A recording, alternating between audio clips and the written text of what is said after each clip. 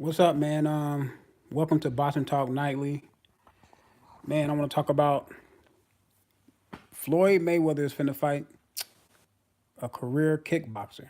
That's interesting that Floyd is he's fighting a tune-up, and from my recollection and my understanding is Pacquiao supposed to fight Broner. So Broner is a real opponent, but who Mayweather is fighting is not a real boxing opponent. He's fighting a kickboxer that's making his pro debut. Now, Mayweather, he already fought Conor McGregor and was Conor McGregor's debut. I know a lot of people say, well, he fought, in the UFC, but that's the UFC. That's not just boxing, just using your hands. In the UFC, you use all types of disciplines. In boxing, you just use your hands. So that was technically Conor McGregor's first boxing match. That was his pro debut. Now Mayweather's finna fight another guy that's making his pro debut, and to me, man, it's getting a little crazy, man, with Floyd. But look, like I said in my video, Floyd is able to do this stuff, man, because these fighters are not doing what they supposed to do. You know what I'm saying? We can have so many different matchups in this sport called boxing, and these guys just want to be divas. They want to hide behind promoters, hide behind the politics. When these fighters have more, I'm gonna say these fighters of today have more, let's say, of a chance to control a career than fighters of the past. They just do. But they choose to hide behind the politics and choose to hide behind the management. You know what I'm saying? Errol Spence, yes, he's negotiating with Mikey Garcia, but Mikey Garcia is a lightweight, man. And I don't understand this. You have a welterweight who has the title that wants to fight you, and you want to negotiate with a lightweight that doesn't have a title. And a lot of people say, "Well, he's fighting Mikey Garcia because he's about to get paid a lot of money on for pay per view." That's not the point. The point is this: go fight the guy you're supposed to fight. You can always tell Mikey Garcia, like, "Look, man, yeah, you want to fight me. Yeah, you think you can beat me, but let me go fight either Sean Porter. Let me go either fight Terrence Crawford or Keith Thurman. Most notably, let me go fight Terrence Crawford because he wants to fight me. I'll fight him. You know what I'm saying? If I can get the winner of Keith Thurman and Sean Porter, I'm gonna fight that winner. Then I'll just double back and get you on a come around. You know what I'm saying? Now they say reports are saying that Errol Spence, he wanted to fight Sean Porter. That's the reason why he this Mikey Garcia fight is taking so long. But my thing is this: Sean Porter is going to fight Keith Thurman, and the reason why Sean Porter did not fight Errol Spence is because he knew he had to fight Keith Thurman.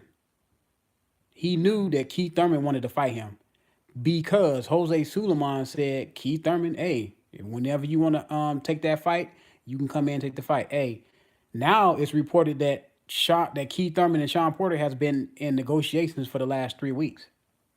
You know what I'm saying? So, like I said, man, Mikey Garcia and Errol Spence fight, that can happen down the line. You know what I'm saying? Errol Spence needs to fight Terrence Crawford because Terrence Crawford wants to fight. And like he said, he want all the smoke. That's what Errol Spence said. He said he want all the smoke. So what? So you want all the smoke, but you only want the smoke from a lightweight? I mean, that's what it looks like. I mean, that's what it's seeming like, man. Like you just want to fight this lightweight. Yes, he called you out. Yes, I understand Mikey Garcia called you out. But you can always tell now, go see if Bob Arum really want to make that Terrence Crawford fight first. Then if Bob Arum don't really want to make that Terrence Crawford fight, he start talking crazy. Y'all get down in negotiations. He started talking crazy. Okay, then go fight Mikey Garcia. But dry the well, dry up the well first on the welterweight division and see if those guys want to fight. Most notably, the prominent welterweights. And if they don't want to fight you, then go fight Mikey Garcia. But Mikey Garcia cannot be the one that comes to you and you say, and your excuse is that he been calling me out. That's fine, man. You know what I'm saying? You have to go. see if Bob Arum really want to go make that fight. Stop talking about the other side of the block, the other side of the street, and none all that stuff don't matter, man. You know why that doesn't matter? Because Earl Spence is a free man to go fight on any network he want to go fight on because he is his own boss. He doesn't have a contract with a promoter or a network. So that means if you want to go fight on ESPN, he can go fight on ESPN. And I don't understand why these fighters don't want to fight on ESPN. ESPN is the largest sport network, period. Why would you want that exposure? If you go beat Terrence Crawford on that network, you get so much more exposure. They have more. They have a more of a of. They have more audience on ESPN than HBO and Showtime combined. So I don't understand that thinking. People they get so emotional about everything, man. It's like this thing with the zone. Like, why would you say, "Oh, I'm not gonna just all out just say I'm not gonna watch the zone"? If the zone put on great fights, why wouldn't you watch the zone? I'm gonna watch the zone long as I got the zone already. You know what I'm saying? I got the app, and when great fights come on there, I'm gonna watch it. I watched that Regis Prograis fight on there. I watched the Donaire fight. I think it was on the zone. Was the Donaire on the zone? I watched the Donaire. I don't know if it was on the zone, but I'm gonna watch that Danny Jacobs fight later because I'm gonna catch up with all those the zone fights. I'm gonna watch the Andrade fight too. So because I want to catch up on all those fights, but if they put on great fights, people need to watch it because one thing about the zone I can see about the zone, they are paying these fighters a lot of money to come to the zone, and don't be surprised if you find your favorite fighter fighting on the zone. So what? You're not going to support him because he's fighting on the zone because you don't like Eddie Hearn. Oh, I don't like Eddie Hearn. I'm about to get all bent out of shape because Eddie Hearn is on the zone. What? Who cares? As a consumer of boxing, you should be in the business of if you're going to pay your money for a certain thing, you should be in the business of whoever going to show you the best fights. That's who you should be you know what I'm saying, giving your time to. Look, Al Heyman has put on some really good fights, but it's a lot of fights that Al Heyman has not delivered. And I know a lot of people say Al Heyman this, Al Heyman that, but a lot of people look, Al Heyman. It's a lot of fights that Al Heyman has not been able to deliver. And what I'm saying about this Earl Spence thing is he keeps saying that he want to clean up his side of the block, but no one, according to Earl Spence and Earl Spence supporters, no one on that side of the block want to even fight you. So that means you have to go to another block.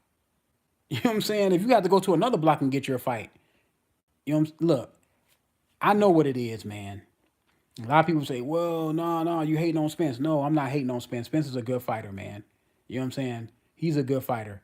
But this is the thing, man. They want to try to age out Terrence Crawford. That's what they want to do.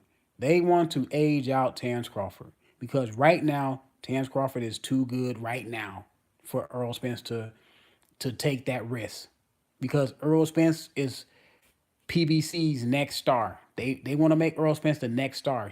They want him to be the equivalent to Mayweather. And if Terrence Crawford knock him off right now, then where does that lead them in their eyes?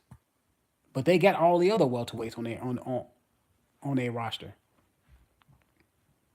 But man, people want to get bent out of shape about the zone, man. Look, my loyalty is not to none of these networks. All these networks got billions of dollars. I'm not finna give my unwavering loyalty to Showtime or I know HBO gone now, or the Zone or any other ESPN or Fox. They don't get my unwaveringly loyalty. You have to earn my attention. That means you have to put on the best fights that I want to see. If Showtime put the best fights on, if Showtime put the best fight on that I want to see, I'm gonna watch Showtime. If the Zone put the best fight on I want to see, I'm gonna watch the Zone. If Fox do it, I'm gonna watch Fox. If ESPN do it, I'm gonna watch ESPN. I'm not finna sit up here and say, well, I'm about to boycott the Zone or boycott Showtime or boycott Fox or boycott ESPN for what? That's some over emotional stuff, man. You know what I'm saying? That's what females do. Females do that overly emotional thing. I'm not saying all females, but in general, they get all emotional. Men supposed to we supposed to conduct ourselves and make decisions according to your logic. You know what I mean? Not just be overly emotional about every little thing, man. You know what I'm saying? Like the thing with De La Hoya. Yes, De La Hoya has a past. He did some things, you know what I'm saying, that I don't agree with. But I'm not gonna say, well, De La Hoya has not he has not said anything about the racist emails. I don't care about De La Hoya not saying nothing about no racist emails. What do I care about that? What impact do De La Hoya have on my life that he not gonna address racist emails? Who cares, man? If De La Hoya is racist, that's his thing. If he's if you want to be if he want to be racist, that's his thing. It's not my job to get on here and try to change somebody's mind from being racist to being something I want them to be. If he's racist, he's racist. That's his business. I don't have to go to dinner with De La Hoya. I don't have to be friends with Oscar De La Hoya. I don't have to send him Christmas cards. He don't have to send me Christmas cards. I just want to see a fight. And if he gonna put on the best fights, then I'm gonna watch it. If Canelo fight Charlo, I'm gonna watch it because I believe Charlo deserve his shot at the middleweight title. I'm gonna watch Charlo. If Canelo fight Demetrius Andrade, I'm gonna watch it. If he fight Danny Jacobs, I'm gonna watch it. I'm not gonna worry about De La Hoya having not saying anything about a racist email. I don't give two whatever, man, about De La Hoya having racist emails. Not my concern, man. It's just not my concern. I'm here for boxing and boxing only. Now, I seen Regis Prograis. I seen his fight in that 140-pound tournament. I seen Regis Prograis a couple other times. I seen him against Ndago, but this was my first time really sitting down, really analyzing his style and where he's coming from and how he approaches, the fight. And Regis Prograis, to me, he's a decent fighter, man. He has really good upper body movement where a lot of fighters are stiff upper body. They don't move their upper body. They don't move their head, a la Errol Spence not moving his goddamn head. But fighters, really don't move their head a lot no more. They don't really throw feints no more. They don't really move their upper body. I seen Regis Prograis do all of it. You know what I'm saying? So he's going to be a problem for a lot of fighters, man, because the fact that he's very strong, got a strong foundation. He has a strong stance. He uses his jab. He fights inside. He fights outside. He doesn't mind mixing it up. So he's versatile. And in this game called boxing, man, you have to be versatile. You have to be versatile if you want to be able to have a chance to beat anybody within your weight class. Or, maybe if you move up, you can. I see if Regis Prograis win this 140-pound tournament, I can see him at 147, not too long after that. Did you see the Josh Taylor fight? No. I got the zone, so I can't watch every fight all the time, only because I'm so busy with my kids and stuff. So when my kids go to sleep, I try to get a couple boxing matches in. So tonight, I'm gonna watch Josh Taylor fight, and I'm gonna watch 3 fights tonight. I'm gonna stay up a little bit late because my kids don't have school tomorrow because they got the election. They haven't you can go vote at their school for the election. So I'm gonna watch 3 fights. I'm gonna watch the Danny Jacobs fight. I'm gonna watch the Demetrius Andrade fight, and I'm gonna watch that Josh Taylor fight because I hear a lot of people talking about Josh Taylor. I never seen him fight before, but I'm gonna see it tonight. And then if I see this fight, I'm gonna probably go tomorrow. Go look at a couple more of Josh Taylor fights so I can get his style, see how he fights. It takes a couple fights to see how a guy really really get down. Tell CJ Goodfella this. He keeps speaking against the zone. It's annoying that.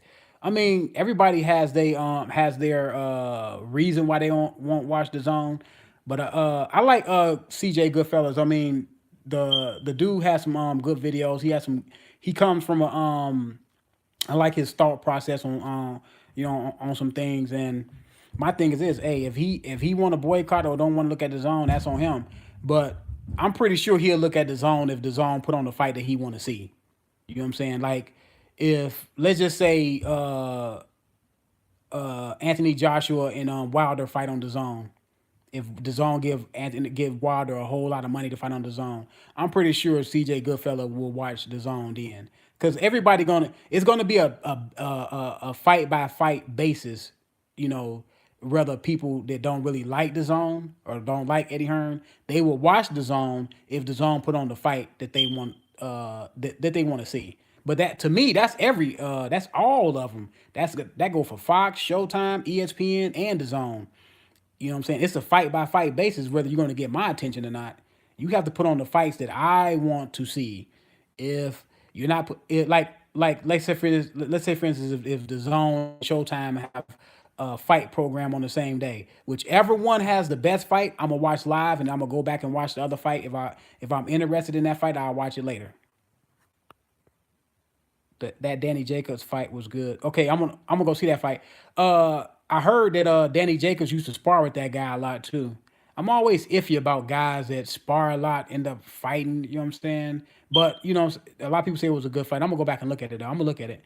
I like CJ, but he's getting annoying hearing that brother speak against the zone. Is not that serious. I mean, none of this stuff is that serious, man. It's entertainment, man. This is entertainment. People take this stuff way too serious, man. It's entertainment. I don't get all bent out of shape over this stuff, man.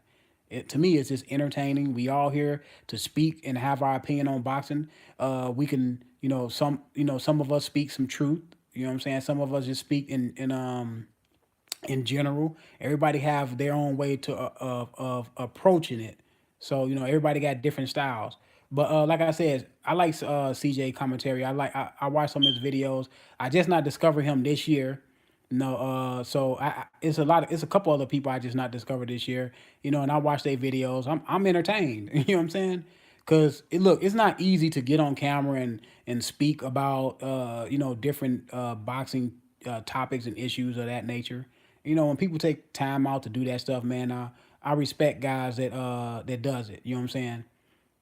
Danny Jacobs has improved his defense somewhat. I mean, I like Danny Jacobs, but it's always something about Danny Jacobs that ever since Danny Jacobs got knocked out in that fight he got knocked out in, ever since he got knocked out in that fight, he's become very cautious.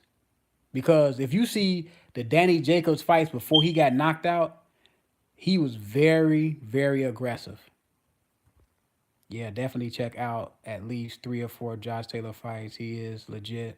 Regis might have problems on. Yeah, I will see. I'm gonna look at some Josh Taylor fights for that reason because a lot of people say in this tournament that Regis and Josh Taylor is the best.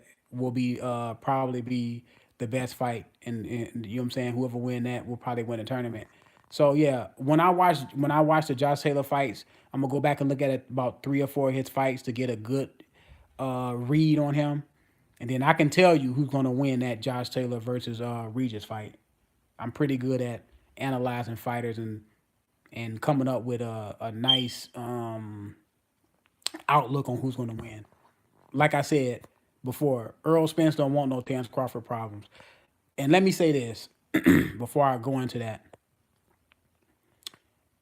It's not easy fighting a guy that can box and can not only box but can box going forward and back on the back foot, and can fight. If he's southpaw, he can fight orthodox. If he's orthodox, he can fight southpaw. They can fight both ways because it turns the tide of the fight. You know what I'm saying? You constantly trying to figure out where they're coming from. Fighters that fight in the style of Errol Spence, which I call it's a slugger style. Now, Errol Spence, I keep saying this, man. I'm going to keep saying it. I'm going to keep saying it. Errol Spence reminds me of Antonio Margarito, except Errol Spence is maybe a little bit more athletic. Now, Errol Spence also said that he grew up fighting in a Mexican gym, and he learned the Mexican style. And that Mexican style is go to the body, have a nice jab. When you get your man up, come forward on your front foot. When you get your man up on the ropes, dig to his body to freeze him, and then go upstairs. And if you look at Antonio Margarito, him and Errol Spence fight almost alike. Now, I'm not saying they do everything alike, but they fight similar. Similar. Yeah, I like Spence, but he's a little overrated when. And another thing about Earl Spence, if you look at Earl Spence fights, even when he fight lesser opponents when he was coming up, he does not look comfortable when you push him on his back foot. When you push him, just like Antonio Margarito, when you push Antonio Margarito on his back foot, he does not know how to fight off his back foot. Earl Spence does not look comfortable fighting off his back foot. I'm telling y'all, go look at some of his fights. And when you look at Earl Spence and the way he covers up, like he put the muff the he put his hands up to his head like this. You know what I'm saying, when he coming forward too. Like putting the earmuffs on, and to me that's not good. What about analytics on any actual fight that signals dated to, huh? On any actual fights that signed a date to happen. Oh, what's up, RYLO Jenkins? That's my dude. What's up, RYLO, man? Man, I'm trying to get you to come on the so we can analyze this boxing together, man. I've been doing this boxing talk nightly, man, for a couple months now, man. I'm looking for a co-host. I be trying to get Zone on here. Crawford will break Errol Spence down. Yeah. Crawford gonna break Errol Spence down mentally first, then physically. Don't be surprised. I'm gonna say this right now. Don't be surprised if Terrence Crawford stopped Errol Spence. What up, though? I see you. Yeah, man. Man, it's been around. It's been a while. RYLO, what you been up to, dude? Man, we got the boogeyman, Earl Spence chasing out the lightweights, man. What's up with that? He don't want them Terrence Crawford problems. Yeah, but y'all see Mayweather finna fight a kickboxer. You know Mayweather back up to his old tricks, man. But look, I'm not mad at Mayweather because, like I said, these guys are not doing what they supposed to be doing, man. If they will do what they were supposed to be doing, they will make Mayweather irrelevant. But since they gonna sit around, not fight, hide behind the politics, hide behind your managers, you're I don't know. I don't know how a boss hide behind, his managers. You know what I'm saying? I mean that's what they say. They say Earl Spence is a boss, so I don't understand why he had behind his manager. Hey Rollo, are you available? I can call you on my other phone, man, and get you on. Are you available to speak? I got a new work phone, so I got a new number. But yeah, I can call you and get you on this line. Working like a slave. It's all about these little guys on the zone at 140. That's the only thing I'm talking about, and that big class at 200 plus. Yeah, I'm good now.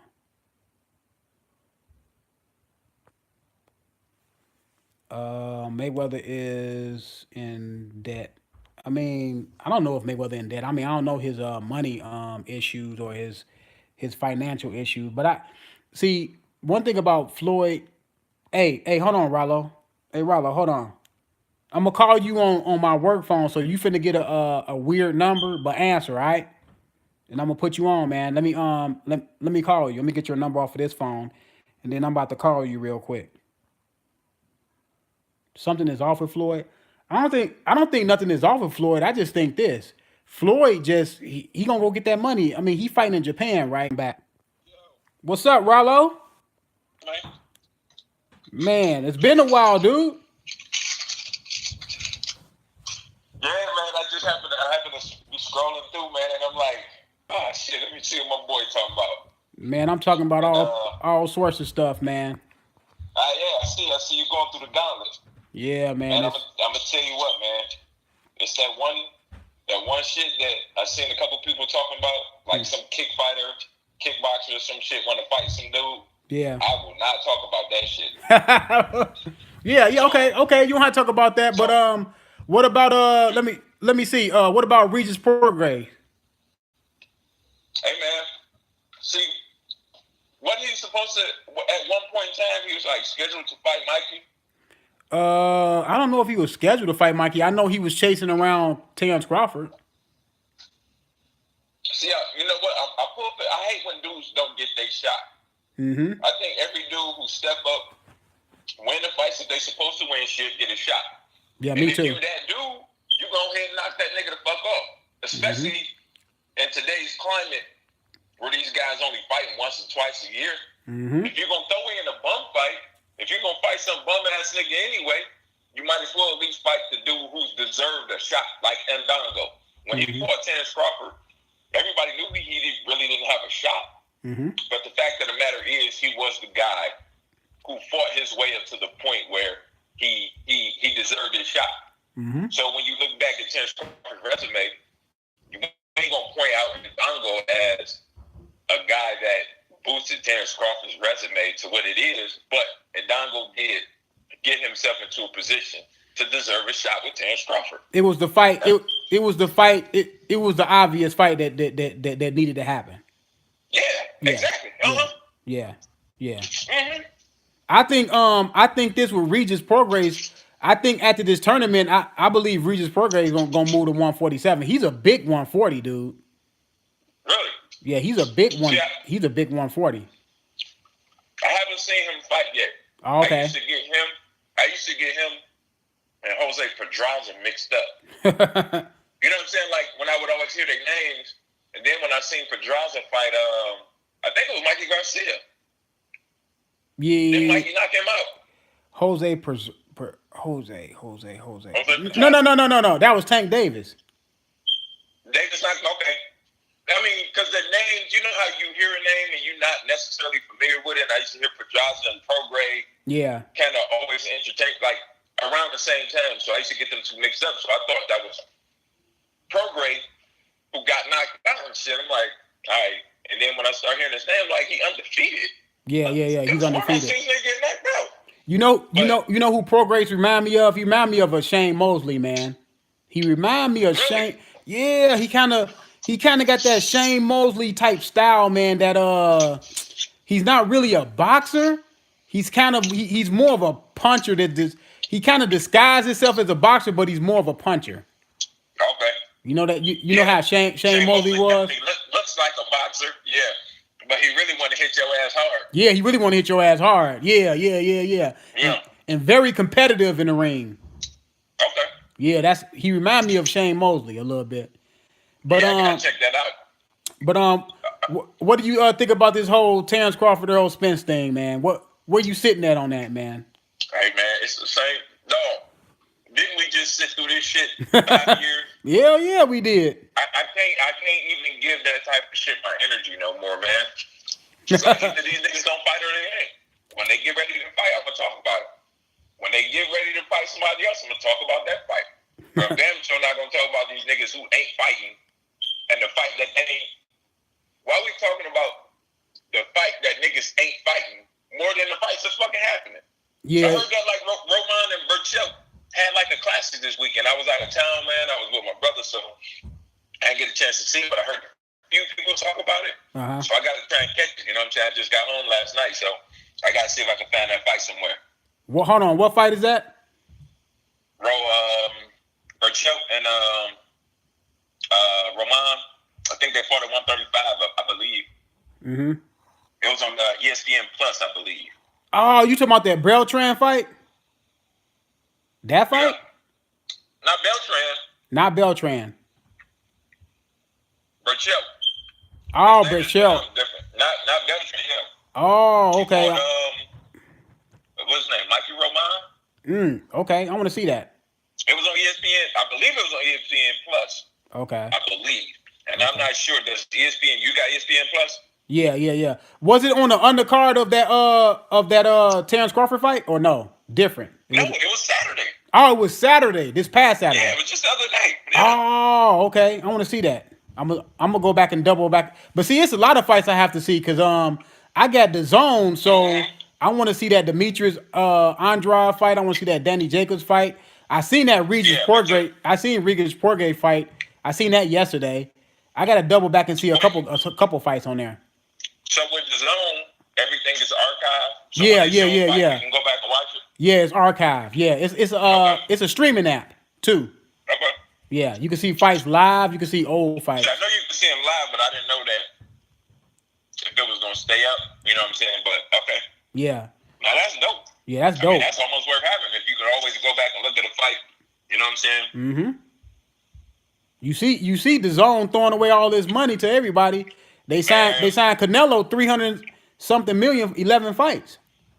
see, man, I don't know if that was I mean, I get that Canelo had to go take the money, but I don't know if that was a good idea for them to do that, because now you put yourself in a position to, I don't know how the contract is structured, if they got veto power on Canelo's opponents or not. Oh, You know what I'm saying? you talking about You know that what I mean? Mayweather Showtime thing again, all over again.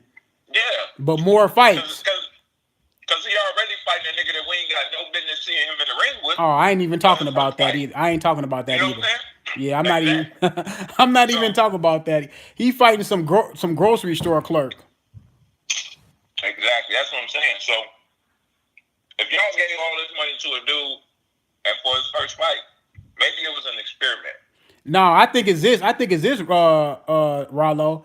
It's more so of the audience that they think that Canelo gonna bring to the app. That's what I think it is. That's what I think it is. See, that's what I'm saying. That's what I'm saying about the experiment. Oh, okay. Maybe they thinking that, okay, let's take a gamble and see if we can get a ton of subscribers. If this dude can't bring a ton of subscribers to us, then nobody can. Right. But Mayweather, like you were just saying before I got home, if you put the best fights on, that's where niggas gonna watch. Yeah, I know. Period. Just put the best fights on. Period. So instead of you throwing 300 million to this dude, why don't you just throw the most money to the best fights that's put together? You say, yeah, I give you X amount of dollars if you fight this dude. If you ain't fighting that dude, who gives a fuck? Yep. You know what I'm saying? Like, I mean, yeah. And then and like you said with ESPN by far is the biggest audience. Oh yeah. And see, and this is the question about boxing. Outside of like Fox, NBC, CBS, ESPN is probably in more places than any other channel on any cable channel. Period. You know what I'm saying? Oh yeah. Right. So I don't even understand how any fighter could fix their lips to say some shit like, "I'm not fighting on ESPN." Yeah, I know. What the fuck could you even? I don't know. Begin to even think to say some shit like that. RYLO, RYLO, do they understand this? Because I don't even know if a lot of fighters do they research. You got to understand that ESPN is owned by Disney, man. I know, man. It's the biggest fucking conglomerate in the world outside of fucking Google and Apple. ESPN got long money. Long money. And see, the thing is, I believe that ESPN would have been in the boxing business a long time ago, but they seen the bullshit that Showtime was going to see. Look, I think that Bob Arum and whoever, the people that he worked with, got working for him, was pretty smart and crafty in getting that deal that they got, because I believe that the people at HBO gave Bob Arum a heads up too, like, hey, look, man, niggas ain't really watching this shit, so, you might have to, start looking somewhere else. Kind of like your job giving you a heads up that they finna shut down shop. You know what I'm saying? Look, yeah. We ain't firing you, but we're going out of business, bro. You ain't gotta go, but you gotta get up out of here. Get out of here. Yeah. So he got lucky. He got to deal with ESPN. Now it's gonna be up to him to get good fights. But the problem with that is a lot of the good fights that we want to see, they scattered all over the place. Yeah, they are scattered all over the place. You know what I'm saying? So even though Terrence Crawford probably had a good draw with, you know what I'm saying, and the fight with the dude he just fought was pretty decent. Benavidez. Yeah. But we all know, man, you know what I'm saying, you're going to double that viewership if he was fighting, Earl Spence or Keith Thurman. You know what I'm saying? It's going to double at least. You know what I'm saying? But to me, look, RYLO, to me, it's all about this, though. All these fighters need to stop hiding behind the promotional and the politics, because guess what? These fighters have more influence on their career than any boxers in history. Any boxers in history. These fighters can fight whoever they want to fight if they want to fight them. Let's be honest. Let's be honest, because they want to hide behind the politics when it suits them. Yep. Because See, go ahead. I was just gonna say the messed up thing that's happening is too is I don't know why the people who handing out the money is just simply handing out this money with no interest in the return on the investment. No guarantees, you know no guarantees, Yeah. It's almost like, well, he want to fight, so I'm gonna let him fight this bum, and I'm gonna give him $2 million. Mm-hmm. Like, no, don't. You know what I'm saying? Mm-hmm. Don't do this shit. Like, it don't make sense. Hey, RYLO, do you think this, like, okay, I know Canelo signed that 11 fight, $300-something million deal. Now, it can go either one or two ways. Either the zone told him, we're going to pick the opponents, we're going to have influence over some of those opponents, or it's going to go this way. They gave all the power to De La Hoya to pick the opponents. Which way you think it went, or somewhere in the middle? I think they had to have taken the stance of, I'm thinking that they have to have some say in the opponent. That's what I think too. There's no way you would shell out that kind of money and be like, you can fight whoever you want. You want to fight? Yeah. I can't believe that. Yeah. You know what I'm saying? Yeah. So, and see, the thing is, I know a lot of people was. I ain't gonna say a lot of people. I know some people was happy about it or whatever. And I'm not dissing. I know I watched D Styles and he was kind of like, kind of shitting on the zone app. Mm-hmm. I'm not going that route. But the route I am going is, I think it's the whole concept of it is cool. And if it's played right, it'll work. But if you out here giving away a bunch of money to one guy with the expectation that a bunch of people gonna sign up and join this app just because he's on it, you got another thing coming, man. Yeah, because, you know what I mean? Like, when you think about when Canelo fought, let's say, James Kirkland, you know what I'm saying? They was, Canelo did 2 million viewers on HBO. You know what I'm saying? I'm like, okay, 2 million people watch Canelo on HBO. But 1.5 million also watch him fight Triple G and pay $75 for it or $80 for it. So the fact of the matter is, you put on a product that people want to see, people gonna pay for it. Period. Regardless. Period. You know what I'm saying? Period. That just point blank. Period. What it is. Now you will get some people to watch some shit based on certain circumstances if you just give it to them for free in a sense. But I'm not gonna. When I sign up for the zone, I'm telling you right now, it won't be because of Canelo. I don't have no loyalty to no fighter. Yeah, that's sign up for nothing because of that fighter. Yeah, I know. You know what I'm saying? You put on a good fight. Yeah, I'm all with it. But I don't give. Keith Thurman is my favorite fighter for a long time. But I'm not finna sign up for no app just for no Keith Thurman or no Terrence Crawford. Dog. Exactly, man. I don't give a fuck about one fighter. Matter of fact, none of these fighters without a versus attached to it means absolutely nothing to me. Yeah, I know. Terrence Crawford by itself means absolutely nothing to me. Nothing. Keith Thurman by itself means nothing to me until you put versus who. And versus who matters too. Make all the fucking difference in the world. Exactly. Man, yeah, I hear you, man. It's killing me, man. I can't get over how boxing over the years has deteriorated to the shit that we have now, bro. Hey, RYLO, what you think about this though, man? Because this, to me, this got to be the dumbest thinking that I don't know why these boxing supporters or boxing fans even think this way. Why do they think in the line of pay-per-view? Like, it's a lot of people happy about Errol Spence getting a pay-per-view fight with Mikey Garcia. Why would you want to pay something? Why would you want to pay a lot of money for a pay-per-view fight when we have been stabbed in the back by pay-per-view for a long time? And you know what I'm saying? People are advocates for pay-per-view. Man, listen. And cheerleading for it. All right, I got 2 questions for you. Now, I've been hearing that floating and thrown around. Now, is that official now that Spence and Garcia is supposed to be on this pay-per-view? I mean, like, is it official? Well, let me or ask. Is it still just speculation? Well, I've heard a bunch of people talk about it. Well, Mikey Garcia came out and said that they are in negotiations, and he said the only hang up is Errol Spence still wants to get Sean Porter in the ring, but now Sean Porter cannot get in the ring with Errol Spence because Keith Thurman finna take that fight off a 2-year layoff. Okay. So he's putting it out there that basically this is the fight that's being negotiated and it's probably gonna happen. Yeah. Okay. Yeah, because Mikey Garcia just dropped his belt, his 135-pound belt. Right. Yeah. Okay. So now, yeah, I heard about that. He's not gonna just drop that belt to me if he didn't have any inklings that this fight was not gonna happen. You know what I'm saying? I'm pretty sure he's more cerebral than that. So yeah, the fight is gonna get done. Now, what do you think about the fight? I mean, no. Ask me your other question because you said you got 2 questions.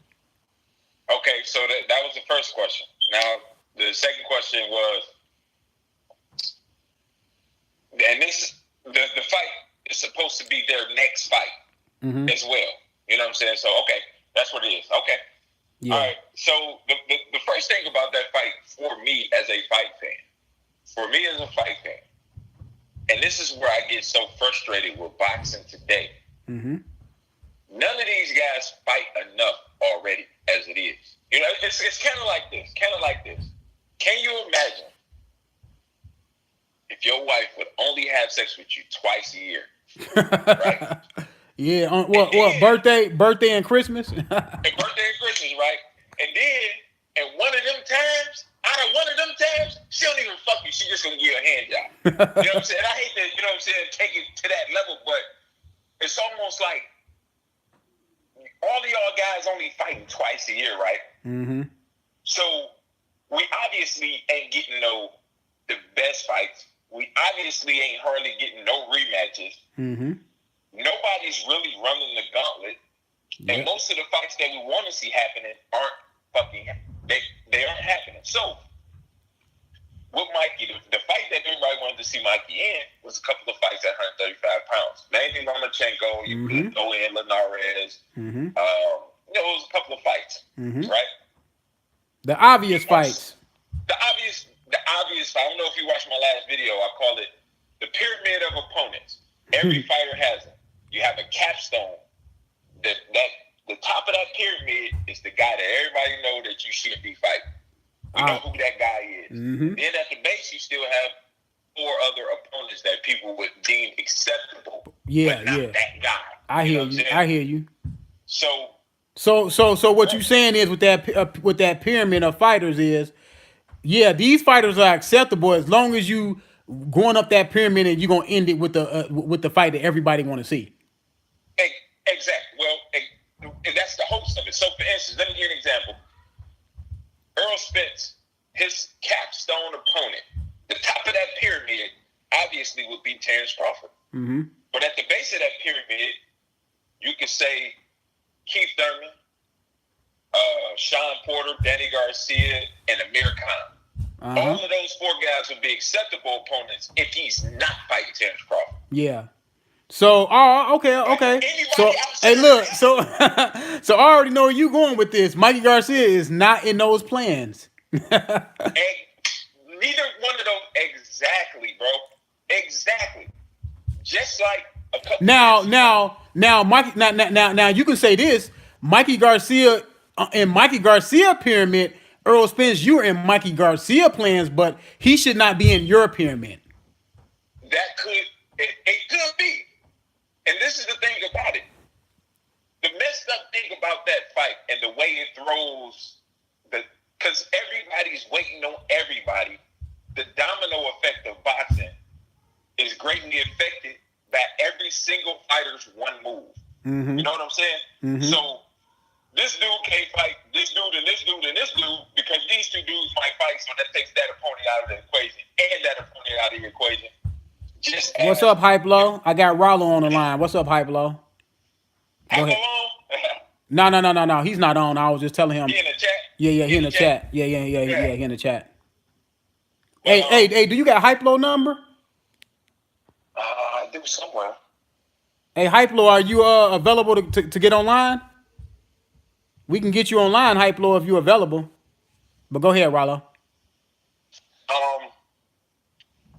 So you got it's these guys that have obvious opponents that they should be fighting. Mm-hmm. And you know, in all of our opinions, that most every fighter has a guy like that's your main guy you should be fighting. But then you always, you know, so some guys have more acceptable opponents in their realm than others. Hey, hold on, RYLO. Hey, Hyplo, do RYLO got your number? Because I don't have your number, RYLO. Yeah, I mean, Hyplo, I got. send it to you right now. Okay, send it to me, and I can get him in. All right. He said he can get in. Send it to this phone. All right. That's crazy.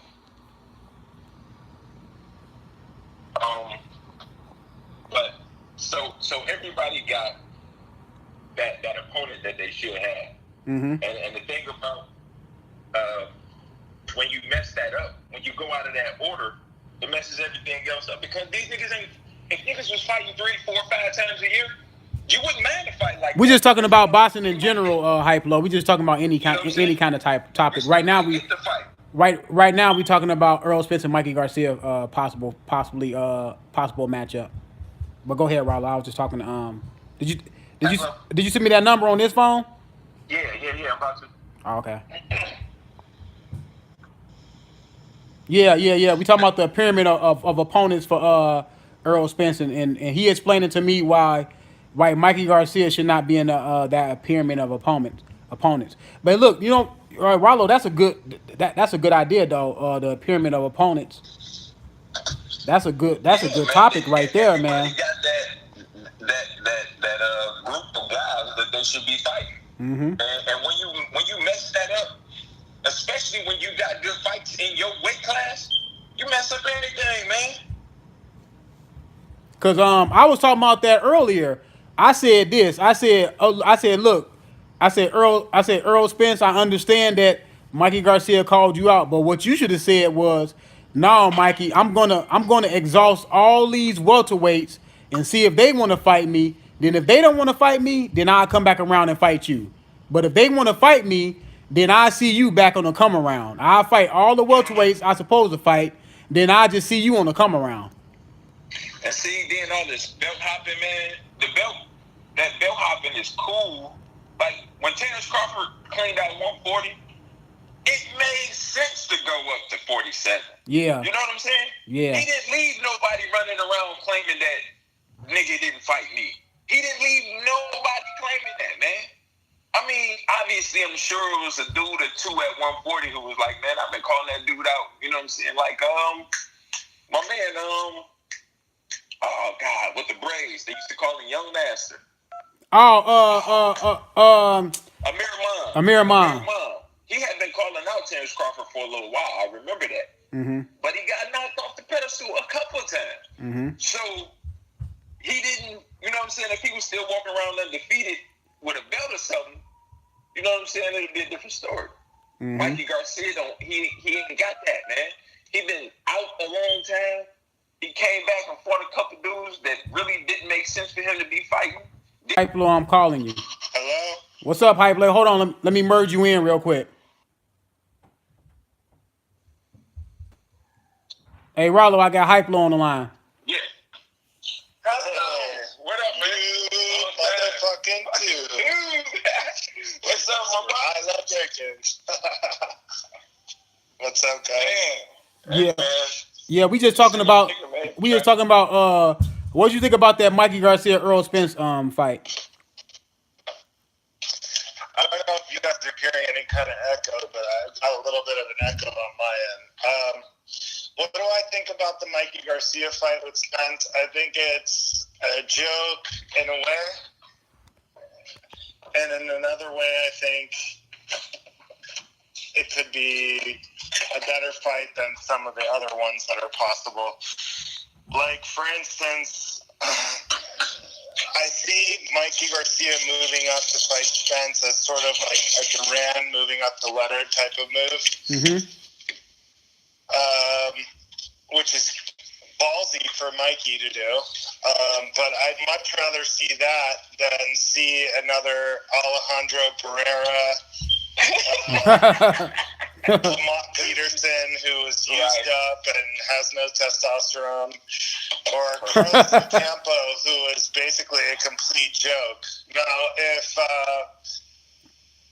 Errol Spence was to be a man and call out Crawford and tell his advisors and whoever else he needs to tell that I want to fight Crawford next, and you better make that happen or I'm going to fire you, then we'd be getting a great fight, like a Leonard Hearns type of fight. But, you know, in the absence of that, I'd rather see Mikey Garcia than another Ocampo. Correct. Yeah, I agree. I hear you on that, man.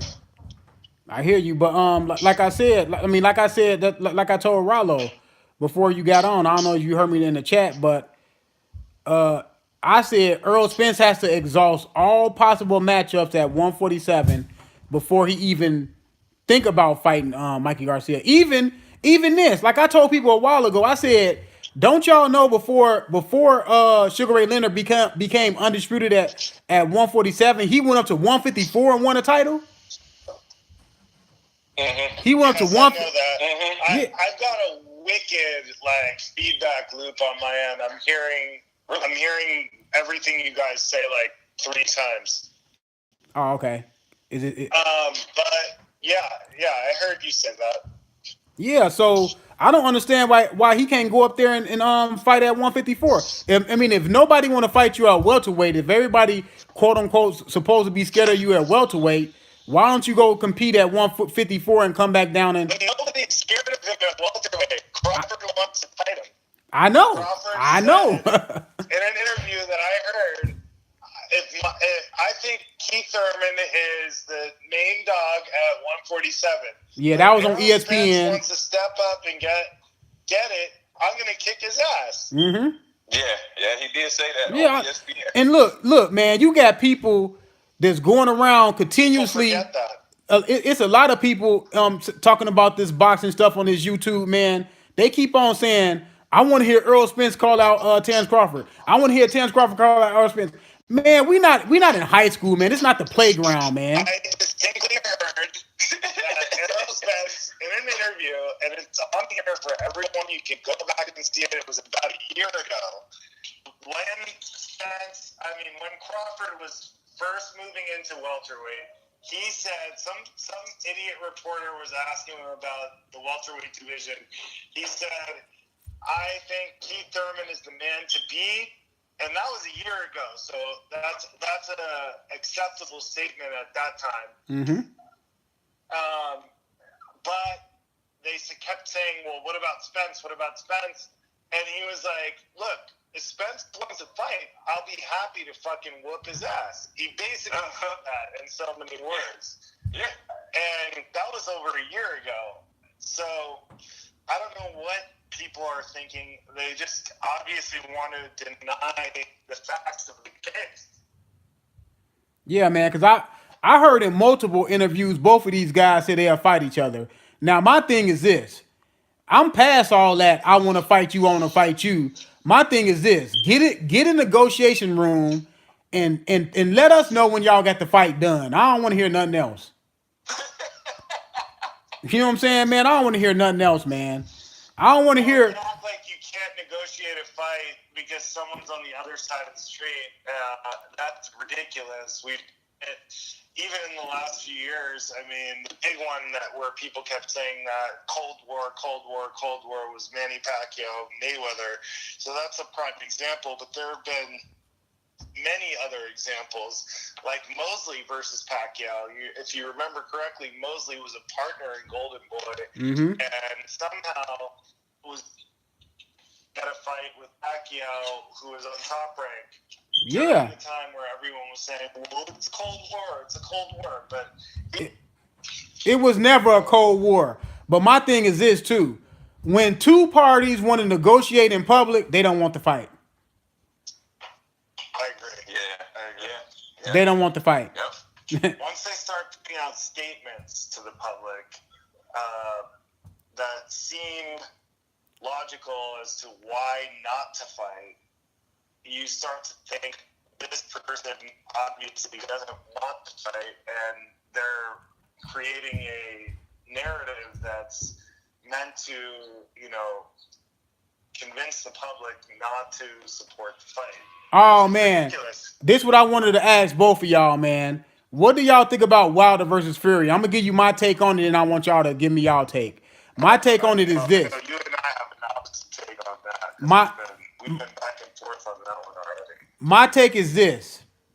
Now, Fury has been out of boxing, out of competitive boxing. I'm gonna say competitive boxing. For less time than Wilder. Well, no. I'm gonna get my take real quick, and then He's been out of boxing for less time than Wilder. No. I'm gonna give you my take real quick. Now, 3 training camps in a row. No. See, I'm gonna get to the bigger picture because this is to me it's beyond boxing.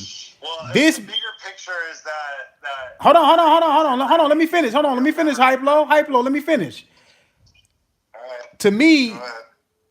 when you competing at a high level in any type of thing that you do, you have to have your mind, body, and soul intact. I mean, it has to be on point if you wanna compete at the highest level. Now, Fury. Now, I used to say allegedly, but he has confirmed that he was having major mental issues. He was on drugs, and he was contemplating killing himself at some point in his life as he was being retired from boxing. So my thing is this: when he came back, and not only that, he kind of decimated his body when he went up to 400 pounds, which he confirmed that last year on Halloween he was 400 pounds.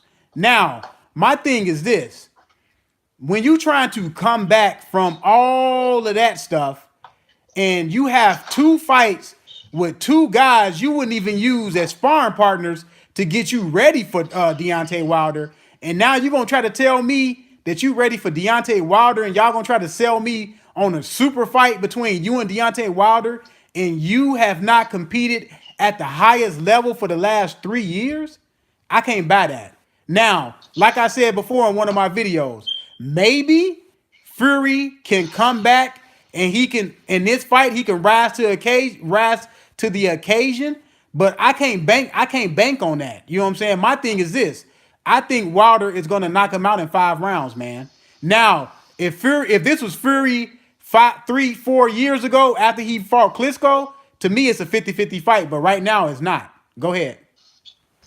That's a good story, but it ignores almost all of the facts of the case. You continually, I mean, Wait. There's always respect between us, but when you say something like that, it completely ignores the facts of the case. It basically makes your opinion not valid. Okay, go ahead. Here's the real story. This guy, Fury, after he fought Klitschko, went into a downward spiral. So you're saying that when he was going into a downward spiral, it would have been better for him to fight Wilder. Secondly, No. Secondly, this guy thrives, and he said it on those interviews, those same interviews that you're talking about right now. He said that he needs a challenge in his life. He needs a goal to pursue. Mm-hmm. And that's what motivates him to go forward. Mm-hmm. So therefore, having Wilder as an opponent will motivate him to get in shape. Thirdly, he's been in 3 fights consecutively since Wilder has fought. Who did he beat, though? Who did he beat? He's going from one Who did he beat? to another, getting in shape. Hey, Hype-low, who did he beat, though? Who did he beat, though? You say Hype-low, but who did he beat? Hype-low, who did he beat, though? And he hasn't fought anybody. Okay, he beat a couple of bucks. It doesn't matter. Are you serious? That gonna get you? No. That's gonna get you ready for the biggest fight of your life. That's gonna get you ready for the biggest fight of your life. What has Wilder been What is Wilder beat This Ortiz. guy's gone Wilder beat from Ortiz. one training camp to another training camp to another training camp. He's going to be in shape. Wilder's been negotiating with Joshua. He's been on Love and Hip Hop.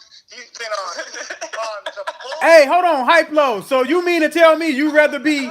Hold on, you rather be? Hold on. You rather be Fury than Wilder?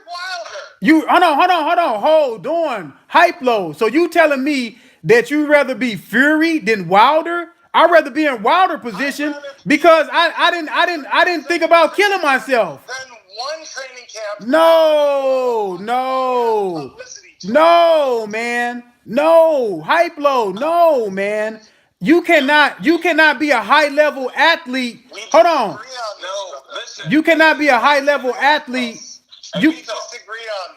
go ahead, Rollo. Go ahead. I think the point that what he's trying to say is, from a competition standpoint, is Tyson Fury has been in the trenches, while Deontay Wilder has, whether he's faced good competition in his last few fights or not, that shit was so long ago that Tyson Fury has been preparing himself for this moment, as opposed to Deontay Wilder and what he's been doing to get prepared for this. I disagree with that. Not career in totality is what you're talking about. He's talking about right now in the moment. I disagree. I disagree with that. You know why? Rollo? I'm gonna tell you this. And look, I'm gonna tell you one thing. And it's one thing about combat sports. Now, basketball and football, you may be able to get away with certain things, but in boxing, you don't get away with decimating your body like that, man. You don't get away with blowing up your body up to 400 pounds, and then in 1 year. Hold on. Let me finish. Hold on. Hype low. Let me finish. Hold on. Hype low. Can I finish? See, you don't want me to finish. You don't want me to finish this. Hey, let me finish this. No. Let me finish. You do not get to decimate your body like that and then think you're gonna come down and lit. Yeah, I understand he did it. Let me get it out. Let me get it out. So you don't get to decimate your body time and time again. You don't get to do that and think you're gonna keep on getting away with it. Yes, I understand, Hype Low. He did it before for the Klitschko fight. Yeah, I understand he did it before. But Before and after. I understand. But you cannot keep on getting away with that shit, man. That stuff catches up with you in the end. It catches up with you. And then another thing, do y'all understand? Hold on. I have a. Hey, look. Hype low.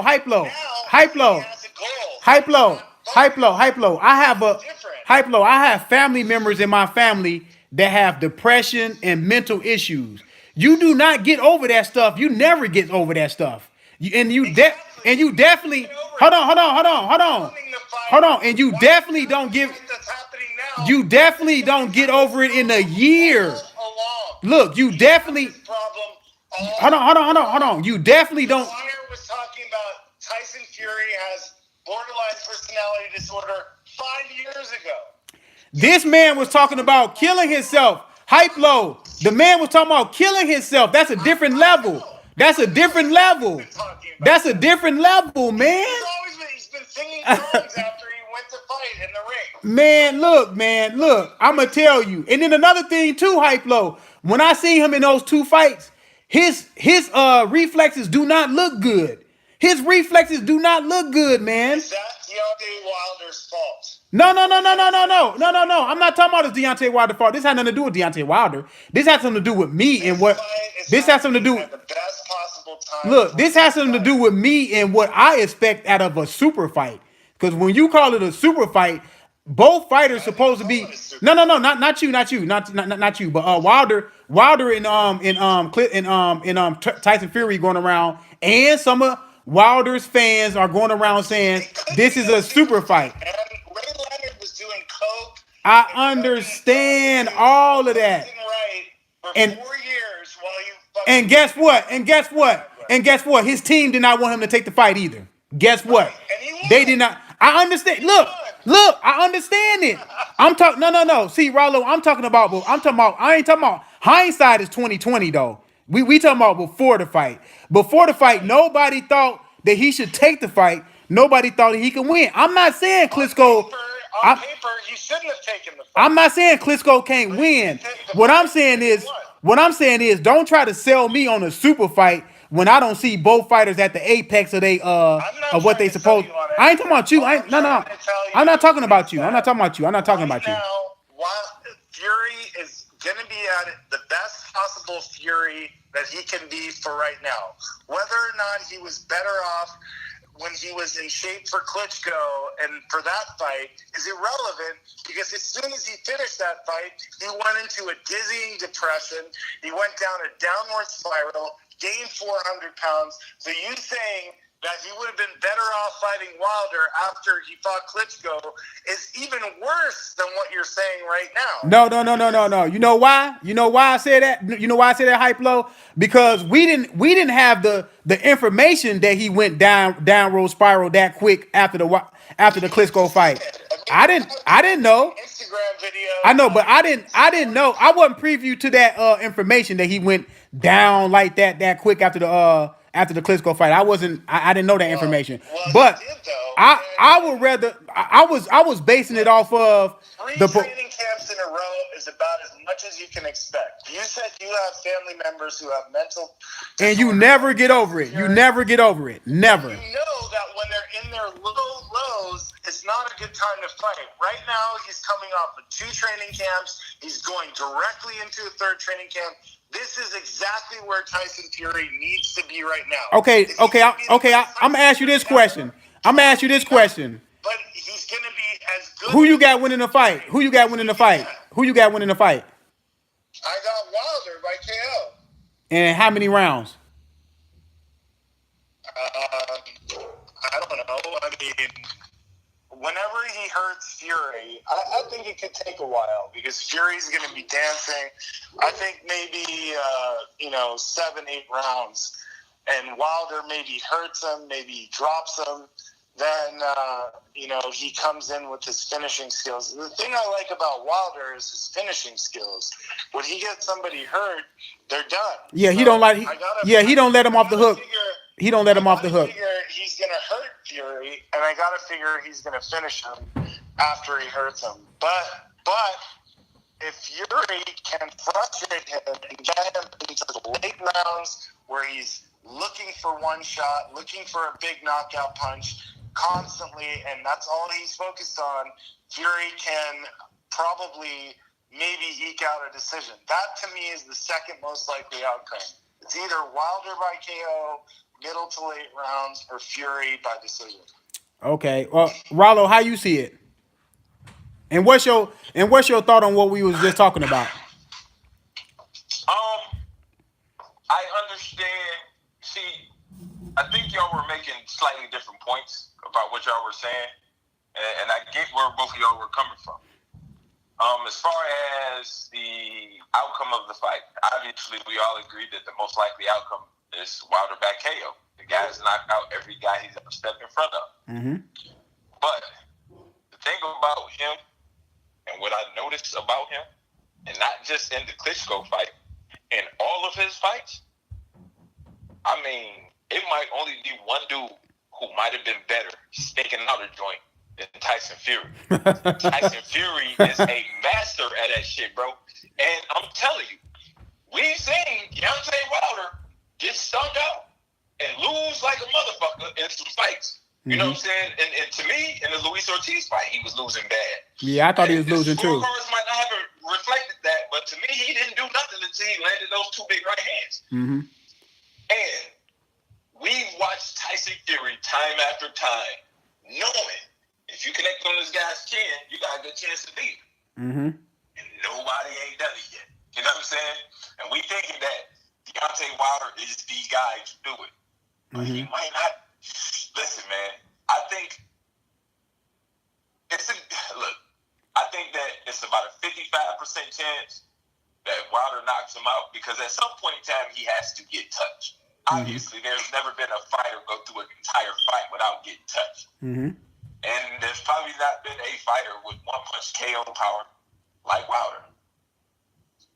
But that dude has been as hard to hit as probably anybody in boxing. Mm-hmm. I mean, he sticks out a joint, but he got something that he does that is exceptionally, I mean, he does it exceptionally well. Mm-hmm. And he has the opportunity now to do it to a guy who's susceptible to that being done to him. Remember the Drew Washington fight? He was getting stunk out, was losing that one. It was some white dude. He was getting stunk out kind of a little bit. Yeah, he's inactive. So Deontay Wilder's going to sit around and wait on that one punch. Man, it could be a long, boring, easy win for Tyson Fury. It could be. But I'm going to go with Wilder by knockout. See, I mean, I got Wilder by knockout. RYLO has the exact same opinion I do. I got the most likely outcome is Wilder, and the second is Fury by decision. I look. I don't have no second outcome. I got one outcome. Wilder by knockout in round 5 or 6. But I'm gonna say this. I just didn't like how Fury looked in his 2 combat fights. I just didn't like how he looked. He didn't look, to me, he did not look, his reflexes did not look good. He didn't he really was like You have to understand the mentality of someone with his mental disorder. He needs a challenge. When did he ever look as good as he did against Klitschko? Ever? He didn't. No. It's not that. His goal was to beat Klitschko. No. Hey, look, hype low. Go look. There was nothing else. Hype low. I even looked at some of his. I even looked at some of chicken and freaking kebabs and gained 400 pounds. Hey, hype low. I looked at some of. Kill himself. I mean, that's what happens to those type of people when they fucking achieve their goal. Hey, hype low. I'm worried about what happens to him after the fight with Wilder, because I think then he's really going to have no goal and he's really going to sink back into depression. But if he didn't have this fight to look forward to, he would have no reason to be in shape for the way that he does right now. Hey, look, I'm hoping what you say come to fruition, because if what you say come to fruition, then I can change my stance on the fight and say it's a 50-50 fight. And then I can say, well, maybe Wilder by knockout or Klitschko by decision. But right now, I'm not saying it's 50-50. What I'm saying is no. I said I can change my mind. I said Fury that you're gonna get right now. If I look, like I said, the Fury I see right now, I only can go off of your performances that I see. You know what I'm saying? Like your recent performances. And looking at I'm not impressed. I'm just not impressed by his. You're also talking about what he's saying in interviews and stuff, and what he's saying in interviews is basically telling you exactly what I'm saying. He's saying that he had no goal after Klitschko. Yeah, I heard that. Into a depression. He didn't have anywhere to go from there. He achieved all his goals, and so he didn't want to live anymore. And now that he knows that he has this other challenge, now he's in shape. He's had 2 training camps in a row. Hey, hype low. Training camp in a row. 3 training camps in a row is pretty damn good. Hype low. You know he also said this too. He said he was going through a depression when he was training for the first Klitschko fight. He said he was going through a depression because he said this might be my last fight. Right, because he knew he was about to climb the mountain that he had been trying to climb his whole life. So I mean, it's hard to trust people like that. I mean, I'm not downing people like that. They're going through that. I'm talking about it's hard to rely on people like that, man. All I'm saying is that this is the best possible time. I get it. I get it. At this point in time, I get it. You can't go back in time and not eat fucking Popeye's chicken all day long and fucking snort coke. He can't go back in time and erase that. What he can do is have a new goal, move forward, have 3 training camps in a row, and try to go into this fight as best as he can. Do I think that's going to make him win? No, I don't. But what I'm arguing is that Tyson Fury that took more tune-ups and waited more and didn't negotiate with Wilder wouldn't be in better shape in 2 years from now than he is right now. He's going to be the best Fury that we can get right now. I get it. Hey, I get it. I get it. But I mean, he said his new goal is to be undisputed, so hopefully he's motivated. I agree. So he said his new goal is.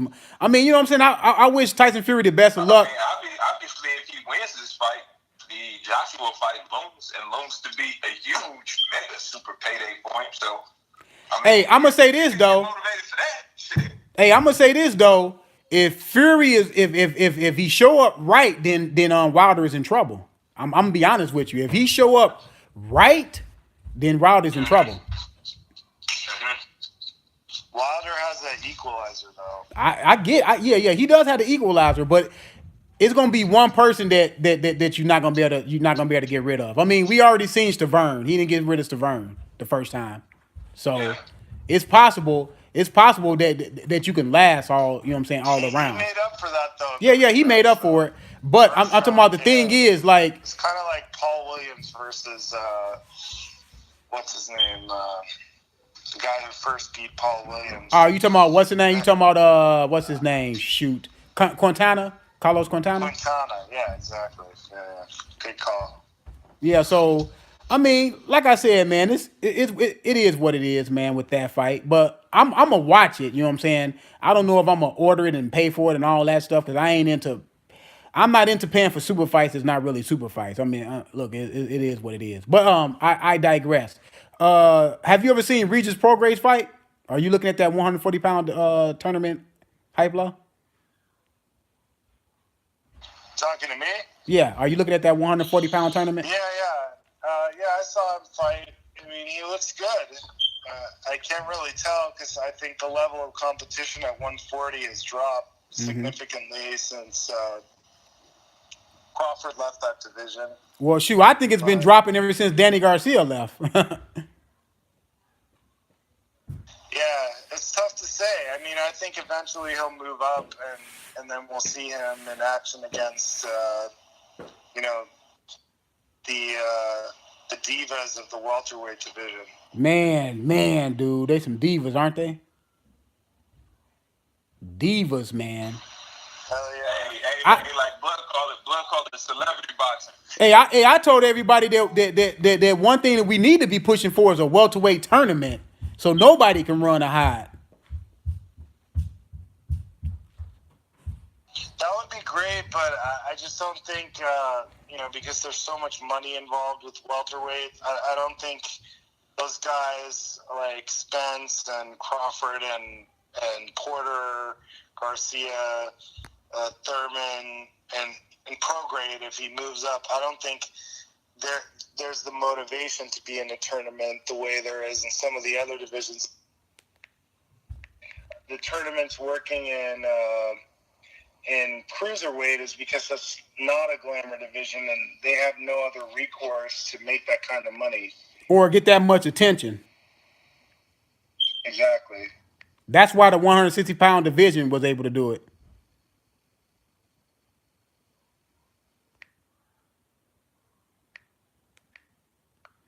Right.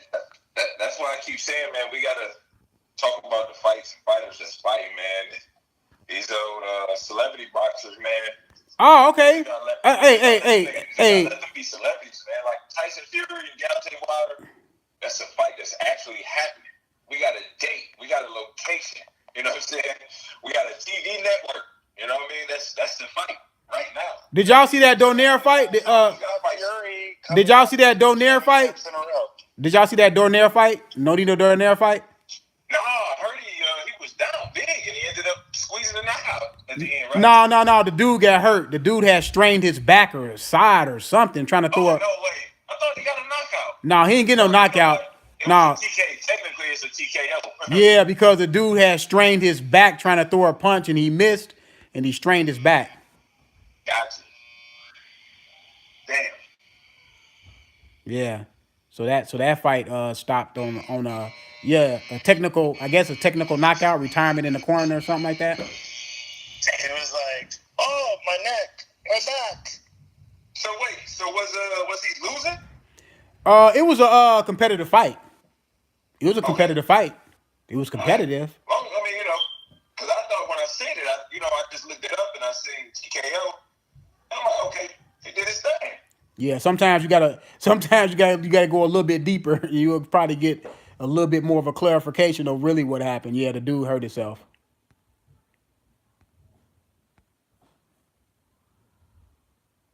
Oh, okay. What do y'all think about the Tony Bellew and the Usyk fight?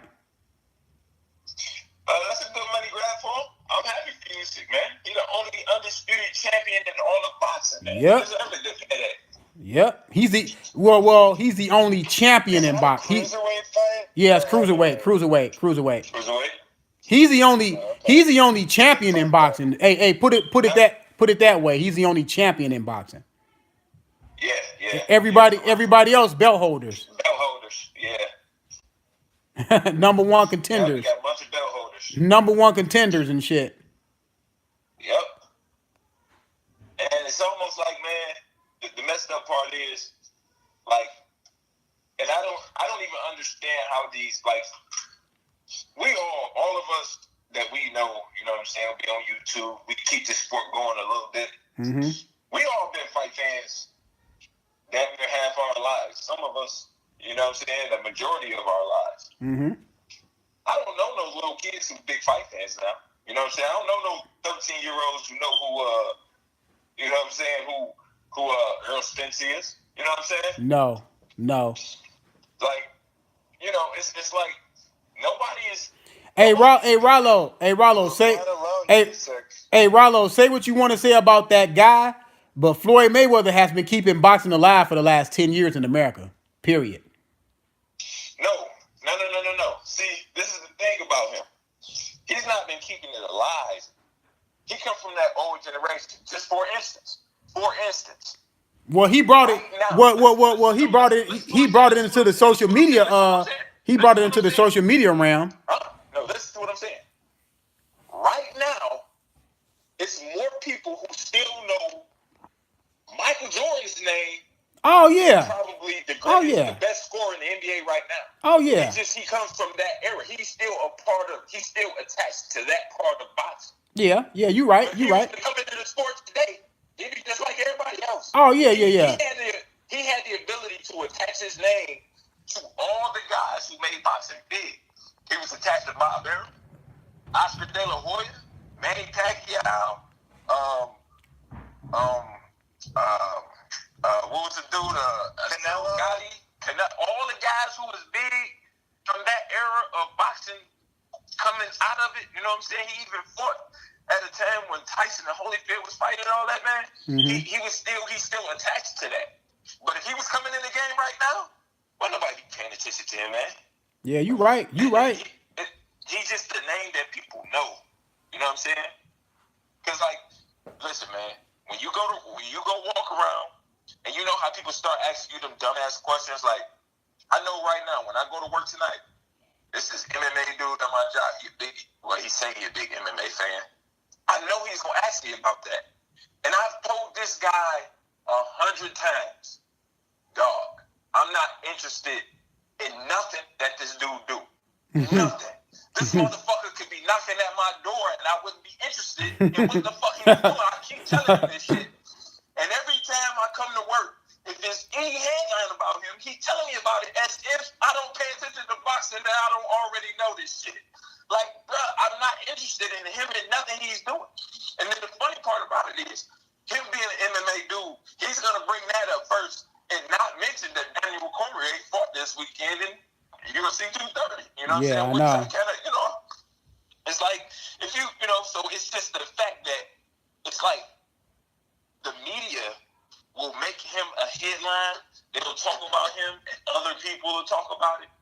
But you know, us boxing fans, we all saying the same thing. This is some bullshit. And what I've learned in the last couple of years, if you could sell your shit, most of us wouldn't have toilets. We need to go drop some toilets off at some people's houses because they obviously selling us some shit. You know what I'm saying? Hell no. Hey, y'all. Hey, I got to get out of here. I got to go to my son's basketball game. But man, it was nice chopping up with y'all. Hey, yeah, man, we gotta do it more often. Oh yeah. I'm gonna call y'all, man. We gonna do it more often. I got this new podcast, man. I've been doing. Good talking to you guys. I've been seeing Hype Low in the comment section, man. But I'm gonna call y'all so we can get on and talk some more boxing, man. Tell your son, your boy, say good luck with the game today. All right, y'all. All right, Hype Low. Later, fellas. All right. All right, see you guys. All right, man, y'all. I'm out of here. I gotta go see my son's basketball game.